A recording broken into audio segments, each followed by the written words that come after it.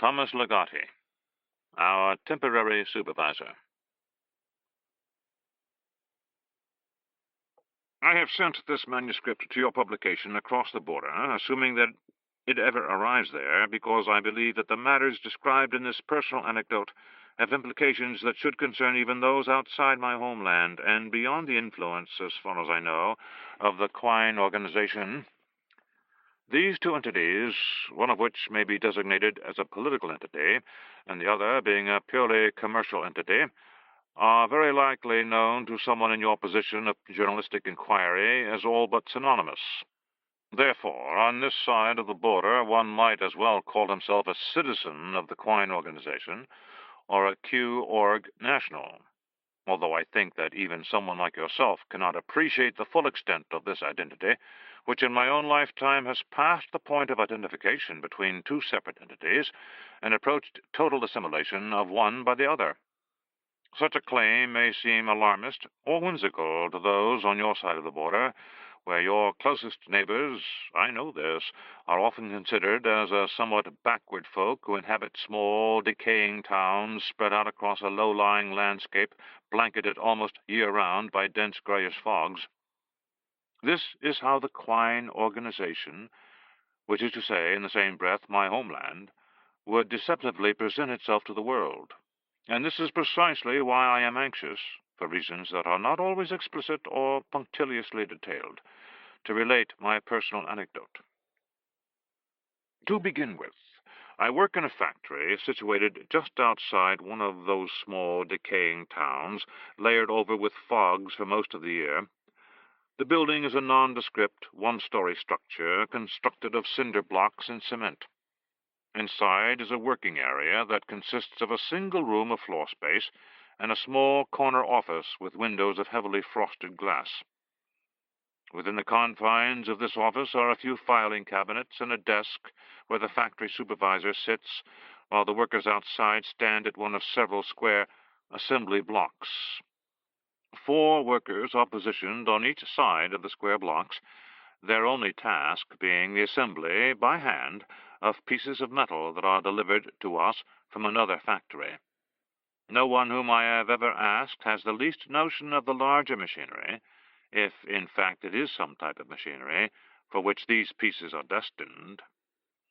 When I first took this job at the factory, it was not my intention to work there very long, for I once possessed higher hopes for my life, although the exact nature of these hopes remained rather vague in my youthful mind. While the work was not arduous, and my fellow workers were congenial enough, I did not imagine myself standing forever at my designated assembly block, fitting pieces of metal into other pieces of metal, with a few interruptions throughout the day for breaks that were supposed to refresh our minds from the tedium of our work, or for meal breaks to allow us to nourish our bodies. Somehow it never occurred to me that the nearby town where I and the others at the factory lived, traveling to and from our jobs along the same fog-strewn road, held no higher opportunities for me or anyone else, which no doubt accounts for the vagueness, the wispy insubstantiality of my youthful hopes. As it happened, I had been employed at the factory only a few months, when there occurred the only change that had ever disturbed its daily routine of piece assembly, the only deviation from a ritual that had been going on for nobody knew how many years. The meaning of this digression in our working lives did not at first present any great cause for apprehension or anxiety, nothing that would require any of the factory's employees to reconsider the type or dosage of the medication to which they were prescribed, since almost everyone on this side of the border, including myself, takes some kind of medication, a fact that is perhaps due in some part to an arrangement in my country whereby all doctors and pharmacists are on the payroll of the Quine Organization, a company which maintains a large pharmaceutical division. In any case, the change of routine to which I have alluded was announced to us one day when the factory supervisor stepped out of his office and made one of his rare appearances on the floor, where the rest of us stood positioned in rather close quarters around our designated assembly blocks. For the first time since I had taken this job, our work was called to a halt between those moments of pause when we took breaks for either mental refreshment or to nourish our bodies. Our supervisor, Mr. Frowley, was a massive individual, though not menacingly so, who moved and spoke with a lethargy that perhaps was merely a consequence of his bodily bulk, although his sluggishness might also have been caused by his medication, either as a side effect or possibly as the primary effect. Mr. Frowley laboriously made his way to the central area of the factory floor and addressed us in his slow-mannered way. "I'm being called away on company business," he informed us. "In my absence, a new supervisor will be sent to take over my duties on a temporary basis. This situation will be in place tomorrow when you come to work. I can't say how long it will last." He then asked if any of us had questions for him regarding what was quite a momentous occasion, even though at the time I hadn't been working at the factory long enough to comprehend its truly anomalous nature. No one had any questions for Mr. Frowley, or none that they voiced, and the factory supervisor then proceeded back to his small corner office with its windows of heavily frosted glass. Immediately following Mr. Frowley's announcement that he was being called away on company business, and that in the interim the factory would be managed by a temporary supervisor, there were, of course, a few murmurings among my fellow workers about what all of this might mean. Nothing of this sort had ever happened at the factory. According to the employees who had worked there for any substantial length of time, including a few who were approaching an age when, I presumed, they would be able to leave their jobs behind them and enter a period of well-earned retirement after spending their entire adult lives standing at the same assembly blocks and fitting together pieces of metal. By the end of the day, however, these murmurings had long died out as we filed out of the factory and began making our way along the foggy road back to our homes in town. That night, for no reason I could name, I was unable to fall asleep, something which previously I had had no trouble doing after being on my feet all day, assembling pieces of metal together in the same configuration one after the other. This activity of assemblage now burdened my mind as I tossed about in my bed, with the full weight of its repetitiousness, its endlessness, and its disconnection from any purpose I could imagine. For the first time I wondered how those metal pieces that we assembled had come to be created, my thoughts futilely attempting to pursue them to their origins in the crudest form of substance which, I assumed, had been removed from the ground and undergone some process of refinement, then had taken shape in some factory or series of factories before they arrived at the one where I was presently employed. With an even greater sense of futility, I tried to imagine where these metal pieces were delivered once we had fitted them together as we had been trained to do, my mind racing in the darkness of my room to conceive of their ultimate destination and purpose. Until that night I had never been disturbed by questions of this kind. There was no point in occupying myself with such things, since I had always possessed higher hopes for my life beyond the time I needed to serve at the factory in order to support myself. Finally, I got out of bed and took an extra dose of medication. This allowed me at least a few hours of sleep before I was required to be at my job. When we entered the factory each morning, it was normal procedure for the first man who passed through the door to switch on the cone-shaped lamps that hung down on long rods from the ceiling. Another set of lights was located inside the supervisor's office, and Mr. Frowley would switch those on himself when he came in to work around the same time as the rest of us. However, that morning the lights within the supervisor's office were not yet on. Since this was the first day that a new supervisor was scheduled to assume Mr. Frowley's duties, if only on a temporary basis, we naturally assumed that, for some reason, this person was not yet present in the factory. But when daylight shone through the fog beyond the narrow rectangular windows of the factory, which included the windows of the supervisor's office, we now began to suspect that the new supervisor that is, our temporary supervisor, had been inside his office all along. I use the word suspect because it was simply not possible to tell, in the absence of the office lights being switched on, with only natural daylight shining into the windows through the fog, whether or not there was someone on the other side of the heavily frosted glass that enclosed the supervisor's office.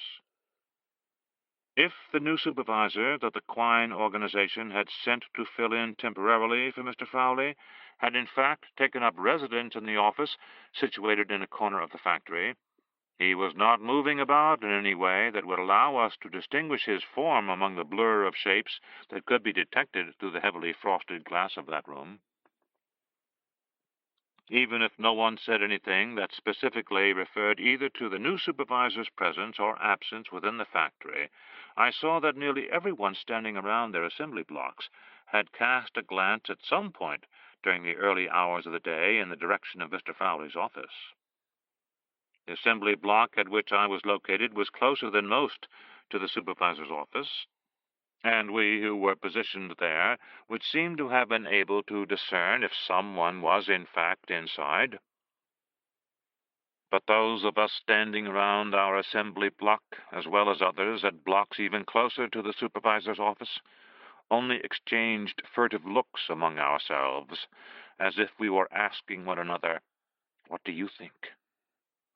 But no one could say anything with certainty, or nothing that we could express in sensible terms. Nevertheless, all of us behaved as if that corner office was indeed occupied, and conducted ourselves in the manner of employees whose actions were subject to profound scrutiny and the closest supervision. As the hours passed, it became more and more apparent that the supervisor's office was being inhabited, although the nature of its new resident had become a matter for question. During the first break of the day, there were words spoken among some of us to the effect that the figure behind the heavily frosted glass could not be seen to have a definite shape or to possess any kind of stable or solid form. Several of my fellow workers mentioned a dark ripple they had spied several times moving behind or within the uneven surface of the glass that enclosed the supervisor's office. But whenever their eyes came to focus on this rippling movement, they said, it would suddenly come to a stop, or simply disperse like a patch of fog. By the time we took our meal break, there were more observations shared, many of them in agreement about sighting a slowly shifting outline, some darkish and globulent form, like a thunderhead churning in a darkened sky. To some it appeared to have no more substance than a shadow. And perhaps that was all it was, they argued, although they had to concede that this shadow was unlike any other they had seen, for at times it moved in a seemingly purposeful way, tracing the same path over and over behind the frosted glass, as if it were a type of creature pacing about in a cage. Others swore they could discern a bodily configuration, however elusive and aberrant. They spoke only in terms of its head part or arm protrusions, although even these more conventional descriptions were qualified by admissions that such quasi-anatomical components did not manifest themselves in any normal aspect inside the office. "It doesn't seem to be sitting behind the desk," one man asserted, "but looks more like it's sticking up from the top, sort of sideways, too." This was something that I also had noted as I stood at my assembly block, as had the men who worked to the left and right of me.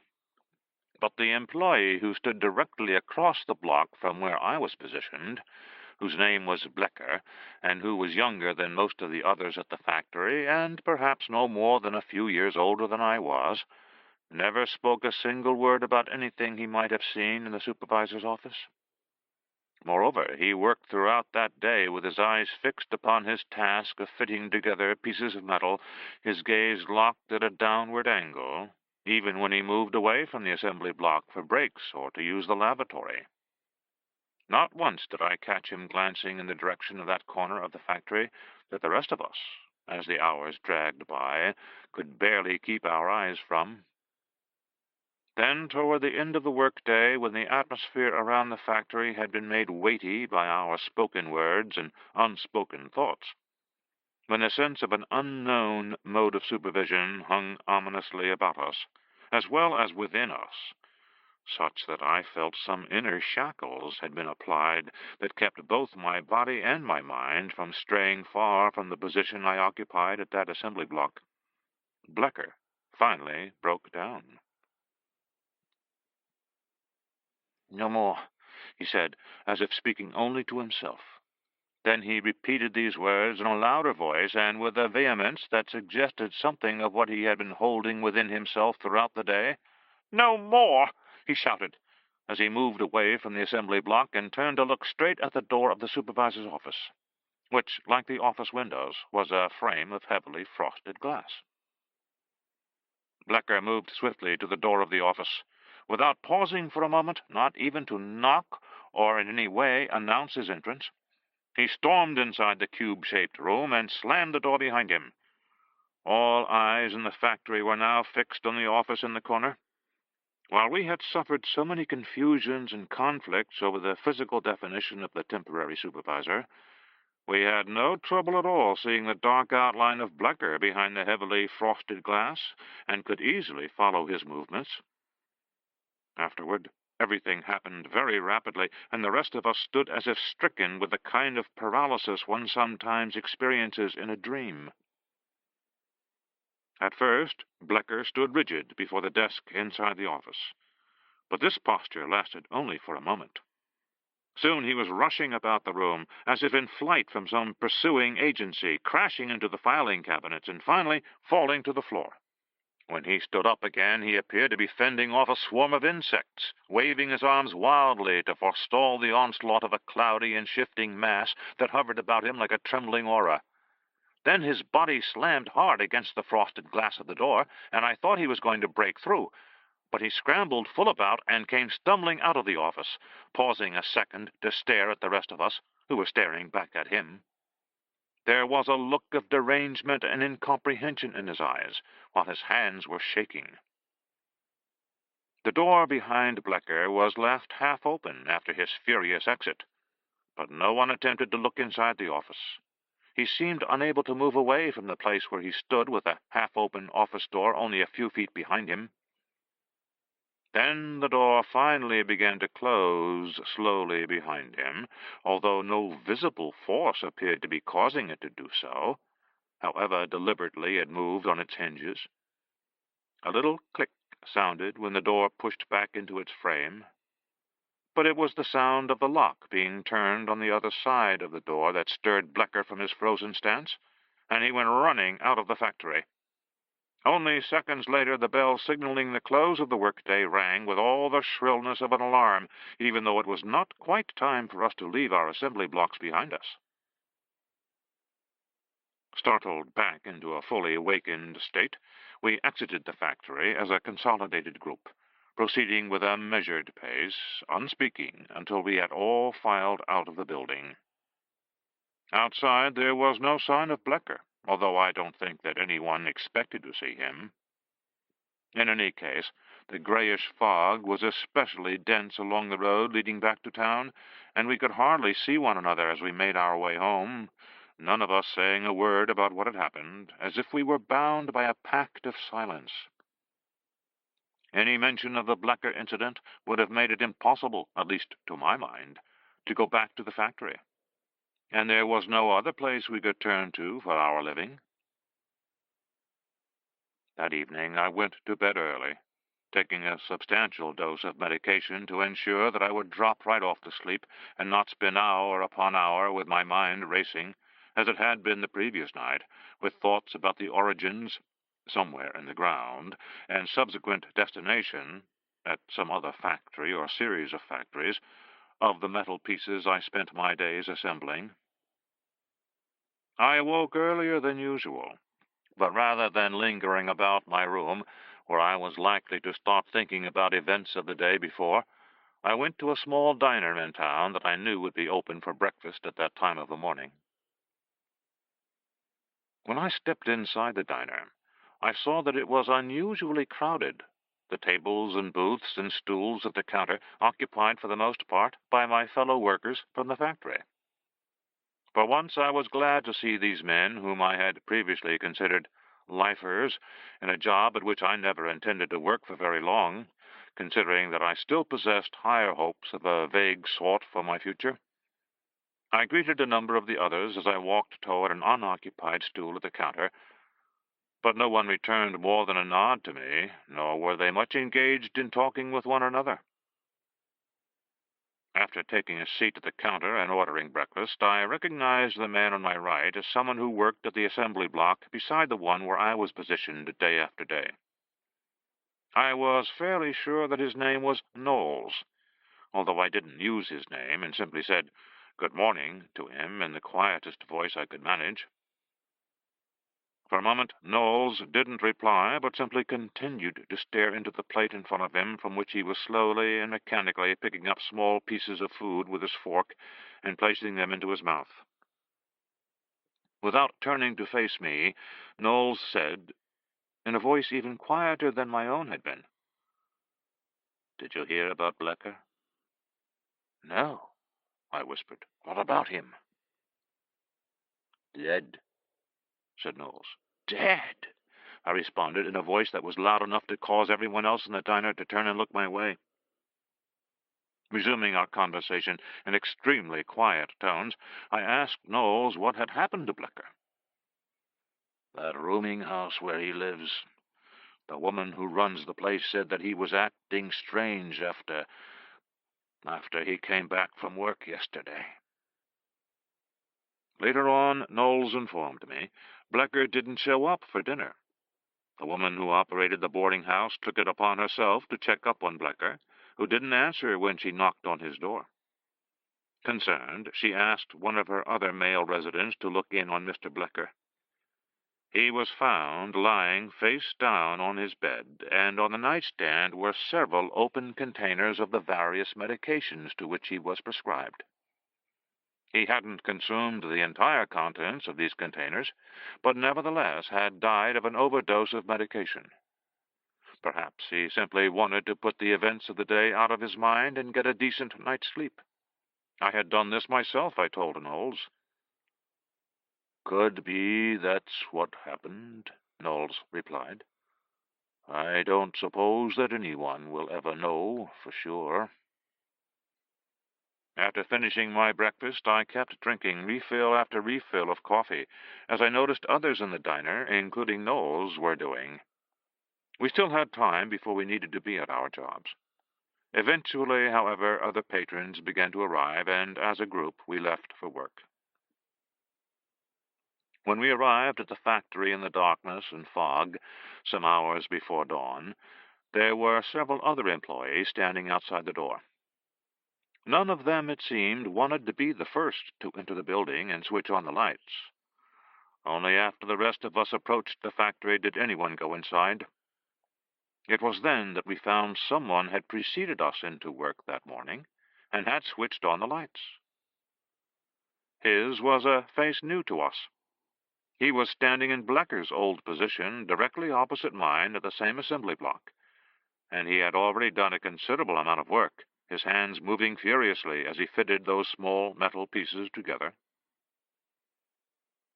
As the rest of us walked onto the floor of the factory to take up position at our respective assembly blocks, almost everyone cast a suspicious eye upon the new man who was standing where Bleaker used to stand, and who, as I remarked, was working at a furious pace. But in fact it was only his hands that were working in a furious manner, manipulating those small pieces of metal like two large spiders spinning the same web. Otherwise he stood quite calmly, and was very much a stock figure of the type of person that worked at the factory. He was attired in regulation gray work clothes that were well worn, and was neither conspicuously older nor conspicuously younger than the other employees. The only quality that singled him out was the furiousness he displayed in his work, to which he gave his full attention. Even when the factory began to fill with other men in gray work clothes, almost all of whom cast a suspicious eye on the new man, He never looked up from the assembly block where he was manipulating those pieces of metal with such intentness, such complete absorption, that he didn't seem to notice anyone else around him. If the new man seemed an unsettling presence, appearing as he did the morning after Bleaker had taken an overdose of medication and standing in Bleaker's position directly across from me at the same assembly block, at least he served to distract us from the darkened office that was inhabited by our temporary supervisor. Whereas the day before we had been wholly preoccupied with this supervisory figure, our attention was now primarily drawn to the new employee among us. And even though he filled our minds with various speculations and suspicions, the new man did not contribute to the atmosphere of nightmarish thoughts and perceptions that had caused Bleaker to become entirely deranged and led him to take action in the way he did. Of course, we could forbear for just so long before someone addressed the new man about his appearance at the factory that day. Since my fellow workers who stood to the right and left of me at the assembly block were doing their best to ignore the situation, the task of probing for some answers, I felt, had fallen upon me. "Where are you from?" I asked the man who stood directly across from me where Bleaker once stood on his side of the assembly block. "The company sent me," the man responded in a surprisingly forthcoming and casual tone, although he didn't for a second look up from his work. I then introduced myself and the other two men at the assembly block, who nodded and mumbled their greetings to the stranger. That was when I discovered the limitations of the new man's willingness to reveal himself. "No offense," he said, "but there's a lot of work that needs to be done around here." During our brief exchange, the new man had continued to manipulate without interruption those pieces of metal before him. However, even though he kept his head angled downwards, as Bleaker had for most of the previous day, I saw that he did allow his gaze to flick very quickly in the direction of the supervisor's office. Seeing that, I did not bother him any further, thinking that perhaps he would be more talkative during the upcoming break. In the meantime, I let him continue his furious pace of work, which was far beyond the measure of productivity anyone else at the factory had ever attained. Soon I observed that the men standing to the left and right of me at the assembly block were attempting to emulate the new man's style of so deftly fitting together those small metal pieces, and even compete with the incredibly productive pace at which he worked. I myself followed suit. At first our efforts were an embarrassment, our own hands fumbling to imitate the movements of his, which were so swift that our eyes could not follow them, nor could our minds puzzle out a technique of working quite different from the one we had always practiced. Nevertheless, in some way unknown to us, we began to approach, if somewhat remotely, the speed and style of the new man's method of fitting together his pieces of metal. Our efforts and altered manner of working did not go unnoticed by the employees at the assembly blocks nearby. The new technique was gradually taken up and passed on to others around the factory. By the time we stopped for our first break of the day, everyone was employing the new man's methodology. But we didn't stop working for very long. After it became obvious that the new man did not pause for a second to join us in our scheduled break period, we all returned to our assembly blocks and continued working as furiously as we could. We surprised ourselves in the performance of what had once seemed a dull and simple task, eventually rising to the level of virtuosity displayed by a man whose name we did not even know. I now looked forward to speaking to him about the change he had brought about in the factory, expecting to do so when the time came for our meal break. Yet when that time finally arrived, the rest of us at the factory never anticipated the spectacle that awaited us. For, rather than leaving his position at the assembly block during the meal break that the company had always sanctioned, the new man continued to work, consuming his meal with one hand while still assembling those metal pieces, although at a somewhat slower pace, with the other. This performance introduced the rest of us at the factory to a hitherto unknown level of virtuosity in the service of productivity, At first there was some resistance to attempting these new heights where the new man, without any ostentation, was leading us. But his purpose soon enough became evident, and it was simple enough. Those employees who ceased working entirely during the meal break found themselves once again preoccupied, even tormented, by the troubling atmosphere that pervaded the factory, the source of which was attributed to the temporary supervisor who inhabited the office with heavily frosted windows. On the other hand, those employees who continued working at their assembly blocks seemed relatively unbothered by the images and influences that, although there was no consensus as to their exact nature, had plagued everyone the day before. Thus it wasn't long before all of us learned to consume our meals with one hand while continuing to work with the other. It goes without saying that when the time came for our last break of the day, no one budged an inch from his assembly block. It was only when the bell rang to signal the end of the workday, sounding several hours later than we were accustomed to hearing it, that I had a chance to speak with the new employee. Once we were outside the factory, and everyone was proceeding in a state of silent exhaustion back to town, I made a point of catching up to him as he strode at a quick pace through the dense grayish fog. I didn't mince words. "What's going on?" I demanded to know. Unexpectedly, he stopped dead in his tracks and faced me, although we could barely see each other through the fog. Then I saw his head turn slightly in the direction of the factory we had left some distance behind us. "Listen, my friend," he said, his voice filled with a grave sincerity. "I'm not looking for trouble. I hope you're not either." "Wasn't I working right along with you?" I said. "Wasn't everyone?" "Yes. You all made a good start." "So I take it you're working with a new supervisor?" "No," he said emphatically. "I don't know anything about that.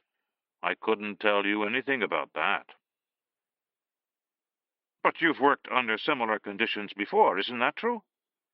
"I work for the company just like you. The company sent me here." "But something must have changed at the company," I said. "Something new is happening." "Not really," he replied. "The Quine Organization is always making adjustments and refinements in the way it does business. It just took some time for it to reach you out here. You're a long way from company headquarters, or even the closest regional center." "There's more of this coming, isn't there?" "Possibly. But there really isn't any point in discussing such things. Not if you want to continue working for the company. Not if you want to stay out of trouble." "What trouble?" "I have to go. Please don't try to discuss this matter with me again." "Are you saying that you're going to report me?" "No," he said, his eyes looking back at the factory. "That's not necessary these days." Then he turned and walked off at a quick pace into the fog. The next morning I returned to the factory along with everyone else. We worked at an even faster rate and were even more productive. Part of this was due to the fact that the bell that signaled the end of the workday rang later than it had the day before. This lengthening of the time we spent at the factory, along with the increasingly faster rate at which we worked, became an established pattern. It wasn't long before we were allowed only a few hours away from the factory, only a few hours that belonged to us, although the only possible way we could use this time was to gain the rest we needed in order to return to the exhausting labors that the company now demanded of us. But I had always possessed higher hopes for my life, hopes that were becoming more and more vague with each passing day. "I have to resign my position at the factory."